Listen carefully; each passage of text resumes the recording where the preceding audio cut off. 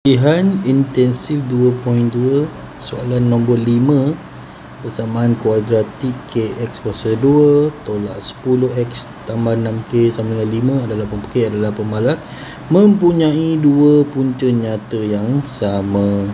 Dua punca nyata yang sama, b kuasa 2 tolak 4ac sama dengan 0. So tulis persamaan dia, kx kuasa 2 tolak 10x tambah 6k sama dengan 5. Dan our strategi kita bawa dia ke kiri, tolak 5 sama dengan 0. Dan kita tengok dah jadi bentuk kuadratik macam ni, ada a, ada b, ada c, baru boleh guna ni. So b kita negatif 10 kuasa 2 tolak 4, a kita adalah k, c kita 6k tolak 5, dan ni sama dengan 0. So negatif 10 kuasa 2 dapat positif 100 tolak 4k darab 6k. So negatif nak dapat 24k kuasa 2. Lagi ulang balik, tolak tambah 4 darab k, 4k darab 5, 20k sama dengan 0. Susun cantik-cantik, negatif 24k kuasa 2 tambah 20k tambah 100 sama dengan 0. Jadi kalau kita tengok ni, kita boleh kecilkan lah So 100 tolak 24k kuasa 2 tambah 20k. So kita nak kecilkan dengan sifir 10 tak boleh sebab ada 24. So kita bagi sifir 5 kot. 5 lagi tak boleh. Kita ganti dengan sifir lagi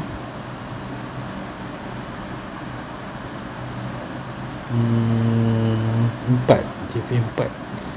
Sifir 4 bagi 4 bagi 4 negatif 6k kuasa 2 dan tambah 4 tambah 5k bagi 4 tambah 25 sama dengan 0. ok, so darab silang 3 2 ni 5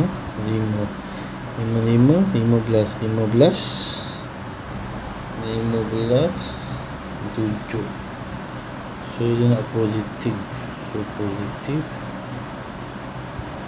ni darab silang negatif 10 ni 15, positif. So tambah negatif 10 tambah 15 dapat positif 5. So jadilah dia 3x tambah 5 dengan negatif 2x tambah 5 juga dengan 0.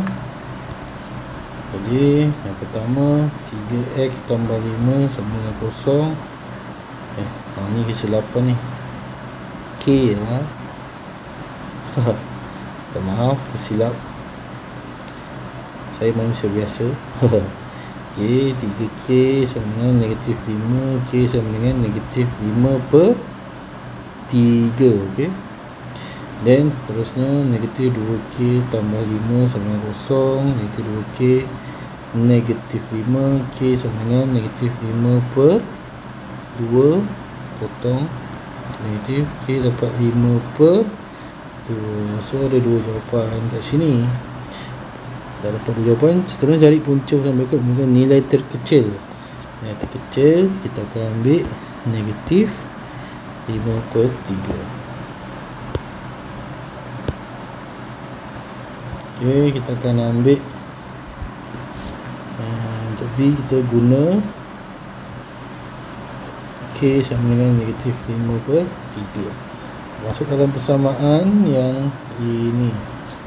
So negatif 5 per 3 kuasa x kuasa 2 tolak 10x tambah 6 6k, k tukar negatif 5 per 3 tolak 5 kosong. Jadi ada negatif 5/3 x kuasa 2 tolak 10x potong 2. Negatif 10 tolak 5 sama dengan kosong. Cantik sikit. 5/3 x kuasa 2 tolak 10x tolak 15 sama dengan kosong. Darab semua dengan 3. Negatif 5x kuasa 2 tolak 30x 3 1/45 sama dengan kosong.